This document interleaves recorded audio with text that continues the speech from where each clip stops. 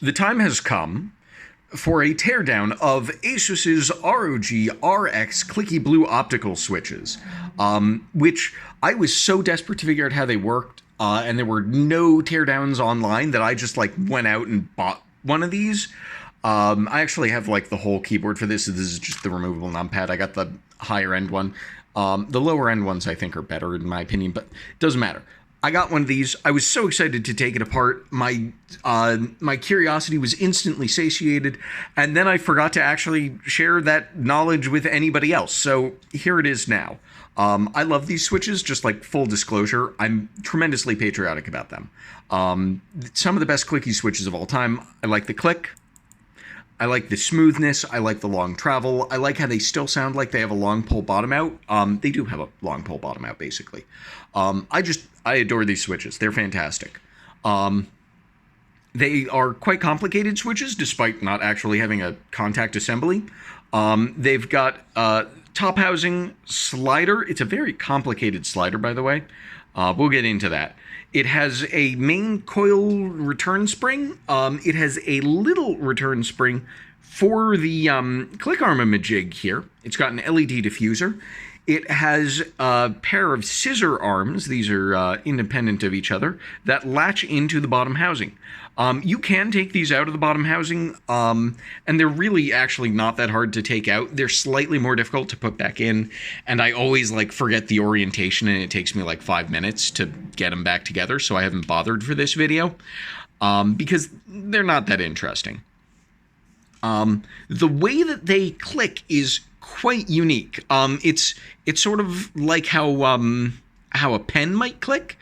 You can kind of see it through here. But it's probably not coming through great. The click, you see the little spring here, and it's sitting on the spindle of that little click arm-a-jig. And the long part of this click arm-a-jig, let's get that into view. Let me flip it over so that it matches the switch here. The long arm part, shown here on the side towards my finger, that goes into... let's get it at... Didn't think this video through very well beforehand, I will admit. You see this here sort of notch at the bottom by my thumb? It follows that like a track, but it is balanced precariously on this little side circle here. Let me get the tweezers out so I can show it correctly. It balances in this circle here, and it sits on the flat top part here until it gets sort of pushed off to the side. Oh my god, I'm losing parts left, right, and center. Until it gets pushed off to the side by the slant coming down from where my thumb is touching it. Let me put this all together and show you just a little bit. So this is, we're going to bring the bolt back up. No, hang on a minute. All right, there we go. So, seen here is the bolt sort of sitting in its resting state before it clicks.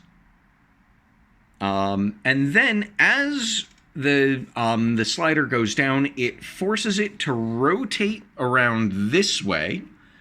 And as I twist it, it will then fall down, and that's where the click comes from. You can see it now in a lower state. God, I wish I had professional video equipment. It falls down, it makes the click, and then for the return stroke, the lower jaw of this cam here, sticking out the bottom. This is also what the slider bottoms out on, by the way, which gives it part of its excellent sound.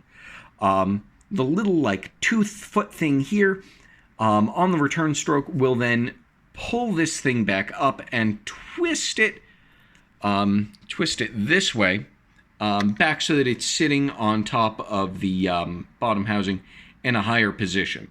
That is how it all works. So now let me show you with the top housing off on this bad boy. You can see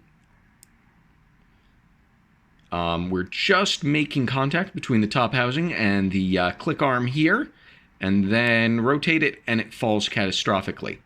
And you can see I've got it down now, and as I'm pulling it up, let me get a little more light on that, the bottom housing pushes it back into place. Or the top housing pushes it back into place. The bottom jaw pushes it back into place. I hope that this adequately explains how this switch works. We're going to get you another view here that maybe isn't so helpful.